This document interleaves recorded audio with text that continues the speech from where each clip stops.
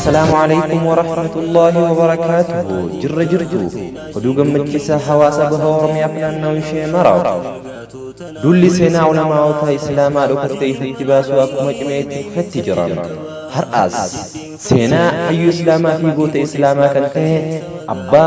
علماء إليه الدو شيخ حاج محمد يويا كان مقالا قبو كيستي وقال يرابر سيسولان بيكمو أكسما بيوت على رديمو لأنه تدعوا قلوم بيكمان كيسا توقفنته سينان حيو في قوت إسلاما كنته شيخ حاج محمد يويا بفنشيداتين أبلي سكينيا منشد إكلاس جمالين أبويته سينا إسا قوتو ورثمته بفبريدا دان أبويته بفمولاف guyyoota muraasaaf hafe kotta hinafina guyyaan kun guyyaa seena qabeessa muhaadaraa bareedduu guddoo godhuudhaan nashiidaa bifa bareedaadhaan eebbisuudhaaf haaldureen barbaachisaan hundi xumureetti argaman inshaallah guyyaa kana munshidoota hedduu fi ustaaza keenyaa fi sheekkan keenya biyyoota adda irraa affeeruudhaan bifa bareedaadhaan muhaadaraa ajaa'ibaa baha oromiyaa magaalaa qobboo keessatti bifa bareedaadhaan gaggeessuudhaaf haaldureen barbaachisaan hundi xumurameetti argaman guyyaa kana كسموت بباي مرشدوتا كينيا كنينكا رايا أبا منجا أستاذ إنجنر عبد الرحمن حسين أستاذ شيخ عبدوش علي في أكسما شيخ أنس محمد في مرشد كينيا بيكما نجاش محمد كانيز جناني كرفدي شكرا وبيلي باي تجرا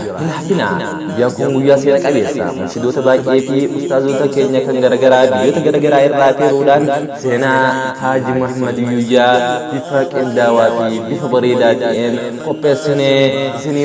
سنين جاوب بريس كينيا منشد كلاس جمال إن شاء الله وياك نرتب المادة قدر رافضا حواسي مقالة قبو فينا نوشي جرتم مرتكي سنو بحورم يقوتو ولينجاها أكاني في سيناتنا نمنهم دي قدر رافضتي للوت سينا بوت ساني الراوة برتي للوت روكو هگري غاري تواكتانو إن شاء الله مشدوت كينيا غرغرا بيوت غرغرا إراتي رودان سغنتاتنا بفا أجائبات إندي سيني مقالة قبو مقالة سينا كبيت بفكسوداف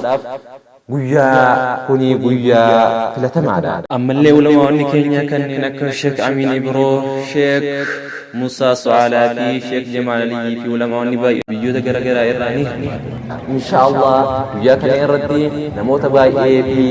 ustaazota baay'ee biyyoota garaagaraa irraa affeeruudhaan sheekota keenya kan magaalaa Qobboo keessatti ilmi waggaa dheeraan barsiisuudhaan beekaman kanneen akka Sheekh Abdul Nasir Sheekh Haji Ahmad Nasri fi Sheekh Muhammad Ali Khanis guyyaa kana irratti matani saganta bareedduu isinii waliidhaan qopheessuudhaaf hawwii guddaa qaban hin hafina hawaasni baha oromiyaa jirtan marti keessanuu namni kun oromiyaa qofa keessatti osoo hin taane nama biyyoota garaagaraa irra naanna'uudhaan diin islaamiif madrasaa baay'ee hundeessee hawaasa islaamaatiif gumaacheedha guyyaan seena qabeessi kuni akka lakkoofsa Itoophiyaatti guyyaa 24 baatii 3 bara 2015 mana barumsa Qobboo keessatti sagantaan bifa bareedaa fi bifa qindaawaadhaan ni gaggeeffamti akka dhuftanii qooda irraa fudhattan gamanumaan dhaamsa keenya dabarfachuu barbaanna wasalaamu alaykum warahmatullaahi wabarakaatuh namoonni viidiyoon tun bira geesse sheer godhaa wal biraan gahaa nagaan